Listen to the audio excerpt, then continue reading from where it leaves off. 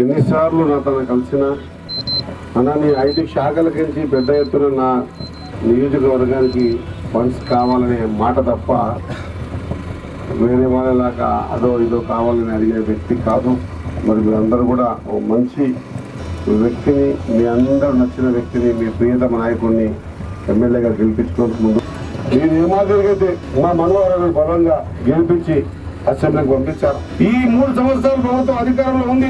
మీ ఆశీర్వాదం మళ్ళీ కూడా ఉంటది. మరి ఈ 3 సంవత్సరాలు కూడా ఎక్కడ కూడా ఆటంకాలు కావకుండా మీ బలాన్ని మీరు బలం చేసి ఆ బలాన్ని మనోహర్ గారికి ఇవ్వాల్సిందిగా కోరుకుంటూ, నేను ముందు మనోహర్ గారికి ఓ చక్కటి ఆలోచన, నమ్ముకున్నోడి కోసం చెయ్యాలనే తపన ఆ రోజు నీ ఎంబడి ఉన్నాను కాబట్టి ఈ రోజు నేను చెయ్యాలని, గెలిచినా ఓడినా ఖచ్చితంగా మీకు స్థలముతో పాటు నా జేబుకెంచిన డబ్బుతో మీకు భవనాన్ని నిర్మాణం చేస్తా అన్నటువంటి మనోహర గారికి గట్టిగా మేమందరం తప్పడంతో కృతజ్ఞత తెలియజేయాల్సిందిగా కోరుతా ఉన్నా. మనోహర స్టార్ట్ చేసినటువంటి భవనాన్ని ఆయన 50 లక్షలు ఇచ్చిన తర్వాత ఒక పూర్తి కాకపోతే ఎంత డబ్బు అయినా సరే ఖచ్చితంగా భవన నిర్మాణానికి నేను ఉంటానని చెప్పి మాట ఇస్తా ఉన్నా.